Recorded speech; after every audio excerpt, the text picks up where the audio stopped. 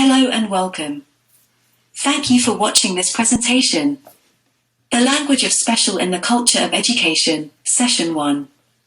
I am Dr. Laura Chapman if you're searching for references, but my friends, colleagues and enemies call me Mole, which I prefer. Module aims. You'll be conversant with the aims of the modules by now, to become aware of ideologies within education, to think about the assumptions we make as professionals and question their relevance to academic theory and institutional policy. In this presentation, my job today, as I have defined it, is to talk about how our language influences beliefs and influences thinking, practice, culture and policy. I will critique the way we talk about Zen within our schools and within education, pointing out how this impacts negatively on the learning of those labeled. Definitions. I will use keywords as shortcuts to avoid the longer phrases that do not trip off the tongue. Learners include labeled special educational needs and disabled learners, to articulate the idea that while individuals may not identify as disabled or having special educational needs, the situation they face is often similar, even if the groups are not exactly overlapping. Schools cover early years, colleges and universities, PRUs, and other settings within education more widely. Professional refers to teachers as workers with skill, knowledge and know-how in paid roles.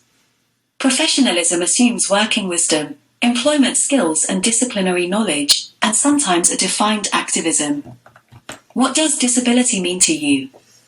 Record words and images that come to mind about disability. How do you think we react to these words? What emotions do you think they stir?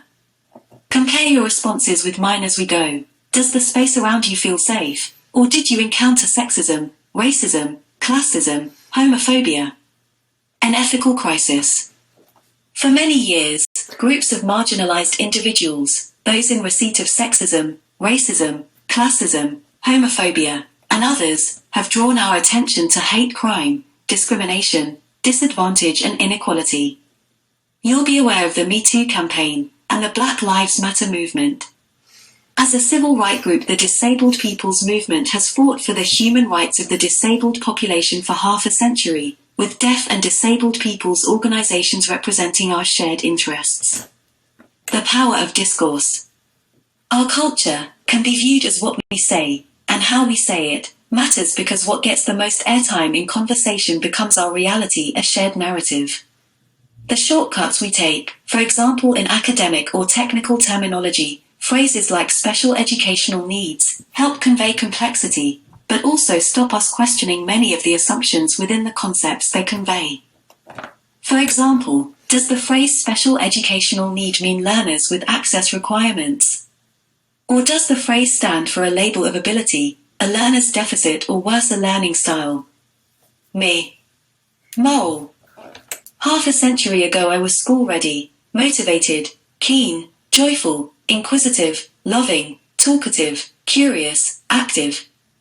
Yes, I shook, I wobbled, I couldn't walk or stand, but learn I did. Despite this obvious readiness, I was rejected by all the nurseries in our locality. I was sent home at lunchtime by the setting that did finally take me.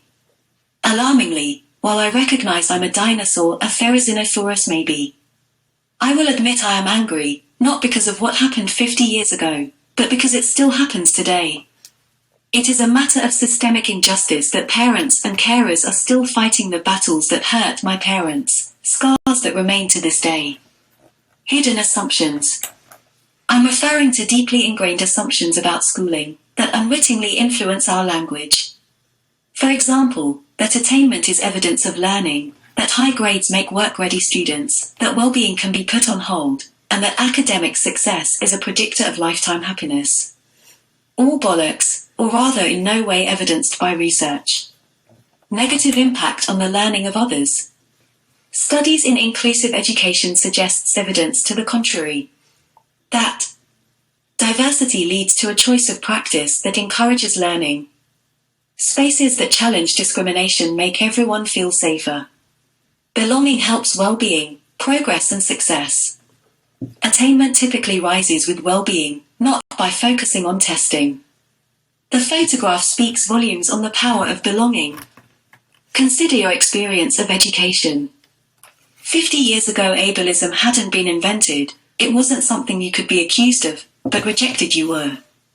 To what extent did you experience discrimination? Sexism, racism, homophobia, classism, religious intolerance, family personal choice. Maybe you faced several at once, the impact on black working class women being cumulatively higher. The evidence is significant. Did you face difficulties or have opportunities to do well? End of session 1.